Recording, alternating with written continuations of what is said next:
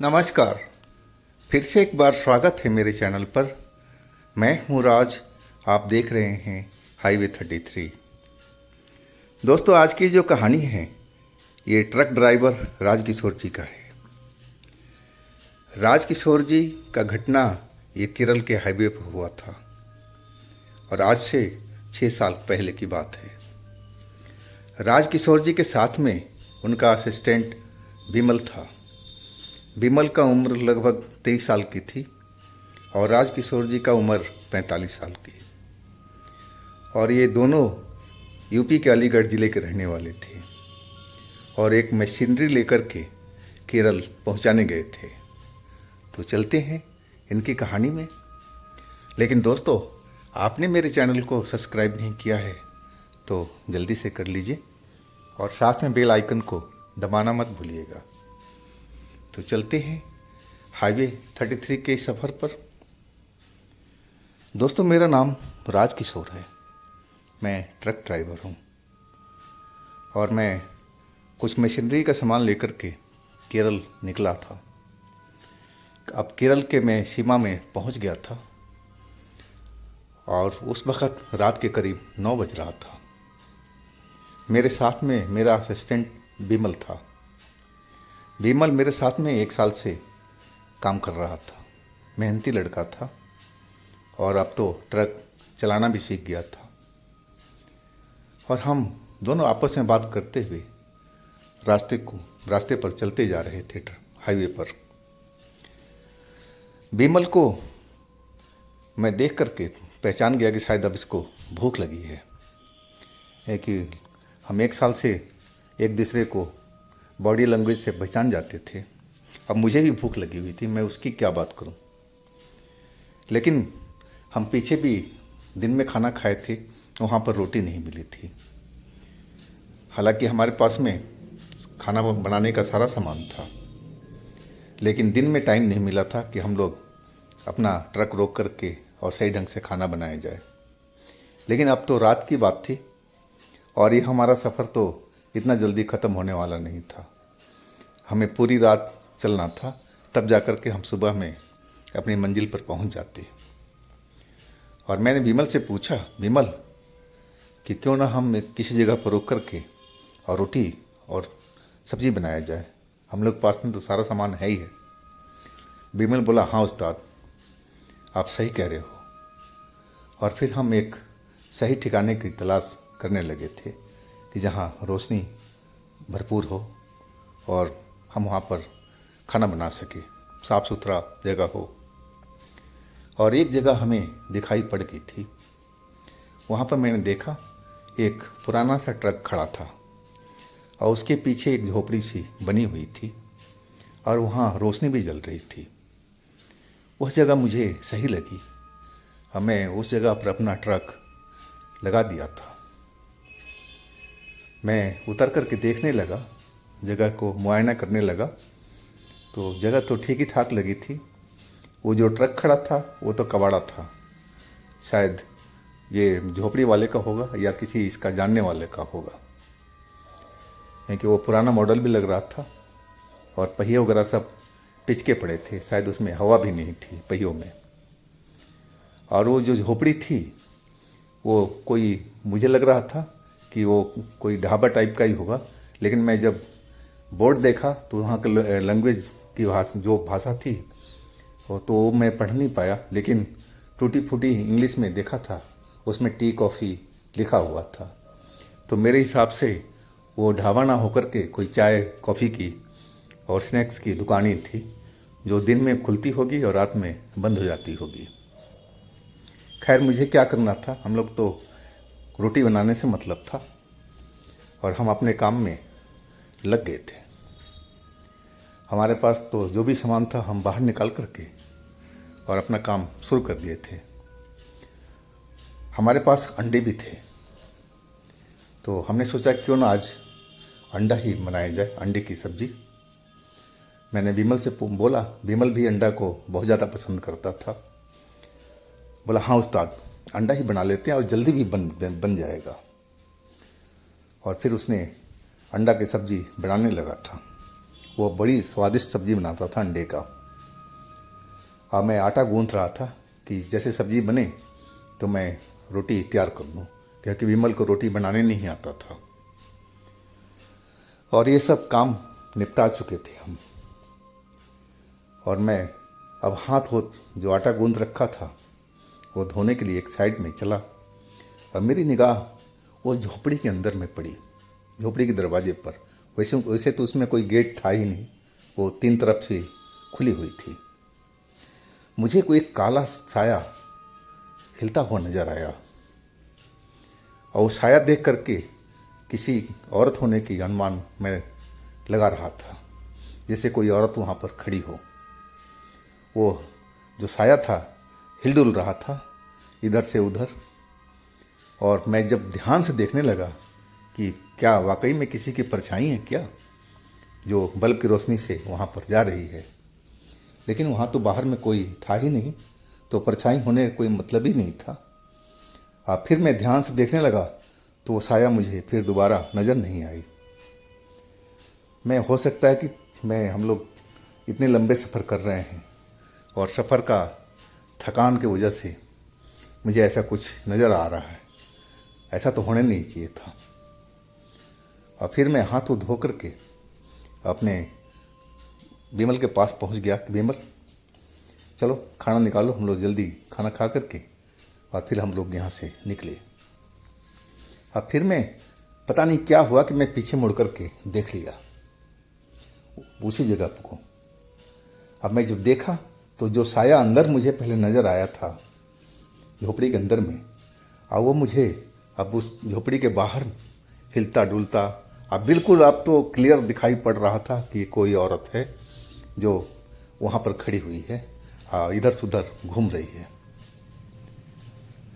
मैं जब मुड़ा कि मैं विमल को बोलूं कि क्या तुम्हें भी दिखाई पड़ रहा है, लेकिन मैं एक बार फिर वापसी देखना चाहा तो वो साया फिर गायब था वहाँ से।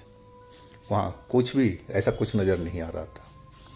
विमल बोल पड़ा, क्या हो रहा उस्ताद जी, बार बार उधर क्या देख रहे हो? यानी विमल तुम विश्वास नहीं करेगा, मुझे ऐसा लगा था कि वो झोपड़ी के पास में किसी औरत को देखा था, साया परछाई की तरह। विमल हंसने लगा, अरे क्या उस्ताद जी छोड़ो, अरे इस रात में यहाँ पर सुनसान जगह पर देख रहे हो कि यहाँ कोई नहीं है, तो यहाँ औरत कहाँ से आ जाएगी? वो हंसने लगा था।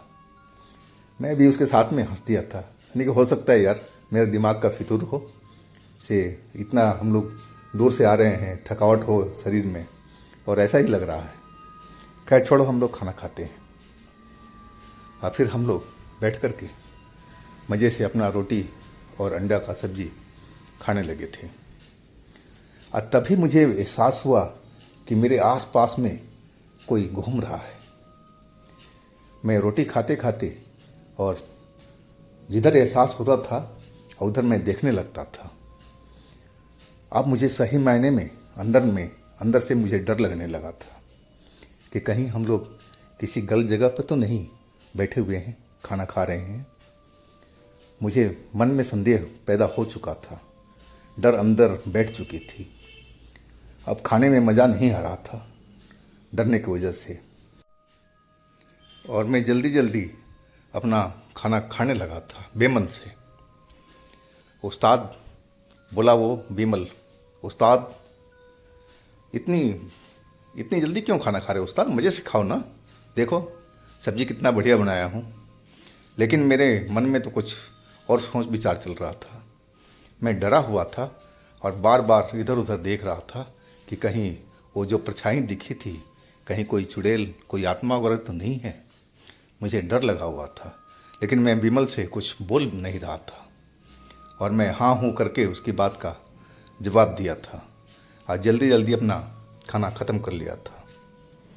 और मैं विमल से बोलने लगा, विमल जल्दी खा लो और हम लोग यहाँ से निकलेंगे। विमल बोला, ठीक उस्ताद, खा तो रहा हूँ। और वो खाना अपना ख़त्म करने लगा था। मैं उठ कर के अपना हाथ धोने लगा साइड में, और तभी एक पेड़ के पास में काले कपड़े के ऐसी और लंबी सी औरत मुझे दिखाई पड़ी थी। और उसकी जो आंखें थी उस अंधेरे में भी मुझे चमकती हुई नज़र आ रही थी। अब तो मैं देख कर के एकदम सन सा रह गया था। दिमाग ऐसा लगा कि जैसे सुन सा हो गया हो डर के मारे।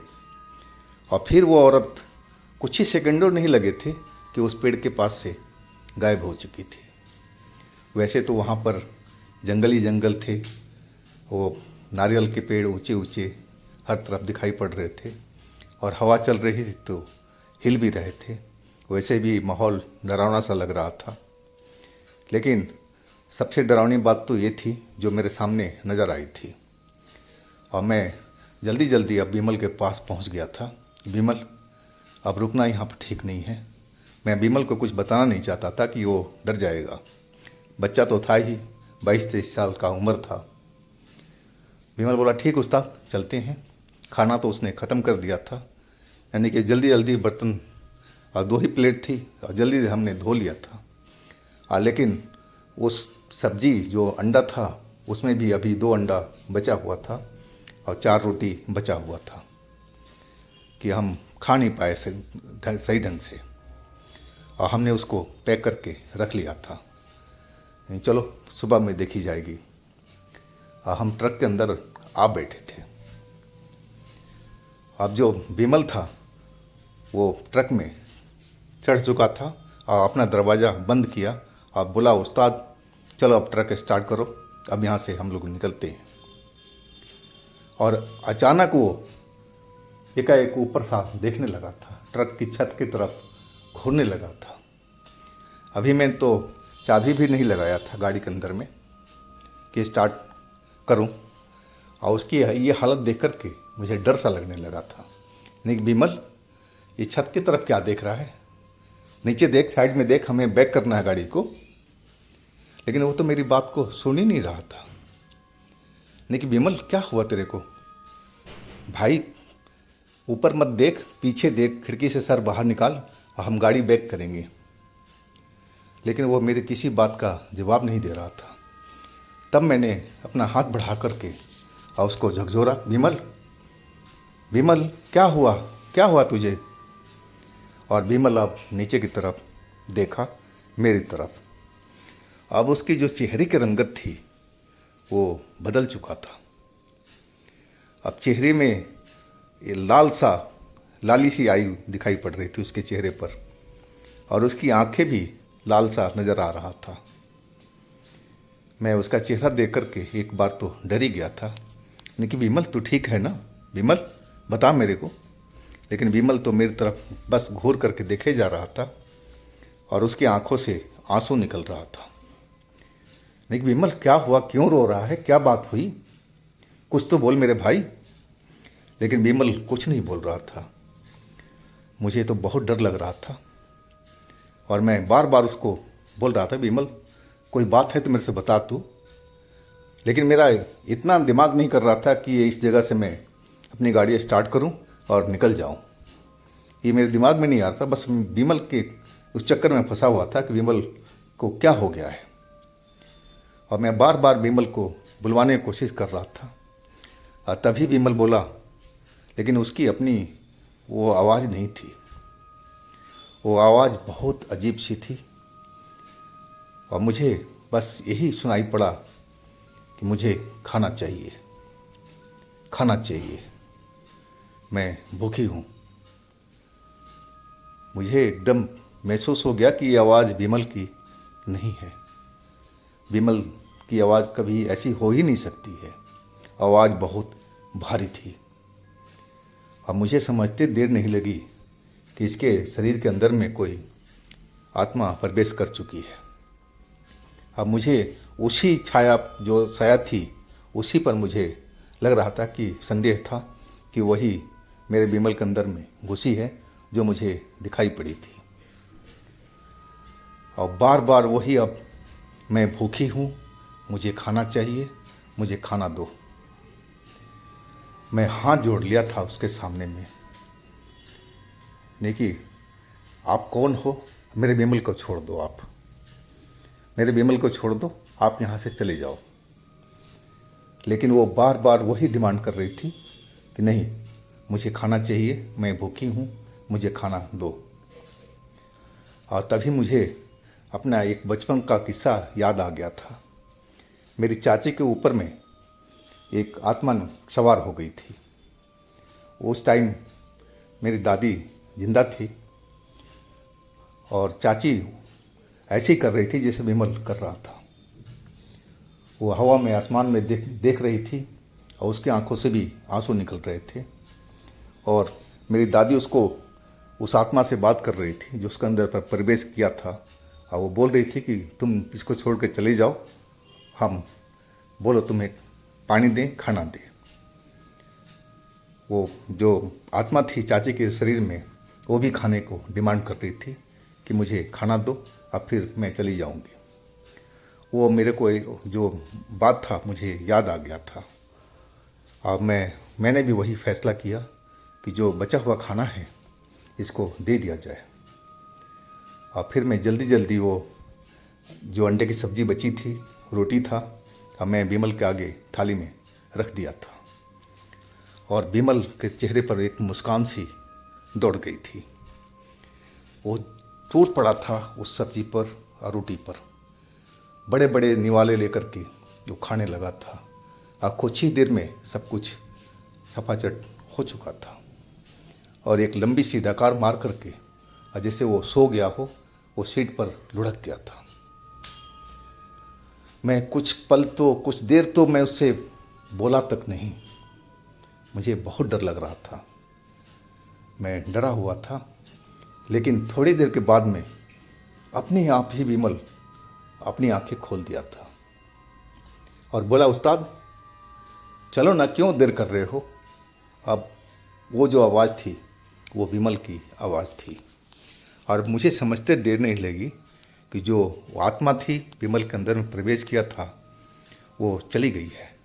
शायद वो अपना वादा निभाई है और खाना खाने के बाद में वो निकल चुकी है। और फिर तो मैं देरी नहीं किया था उस जगह से आगे निकलने में। फटाफट मैं उस जगह को छोड़ दिया था और फिर हम अपने मंजिल की तरफ बढ़ चुके थे। तो दोस्तों, ये थी आज की राजकिशोर जी की कहानी। अगर आपके पास भी इस तरह की कोई अपनी स्टोरी है तो आप मुझे इंस्टाग्राम पर या मेरे व्हाट्सएप नंबर पर शेयर कर सकते हैं। और दोस्तों, मेरे दूसरे चैनल पर भी विजिट कीजिए, उनमें भी अच्छी अच्छी कहानियाँ हमने डाली हुई है जो आपको बेहद पसंद आएगी।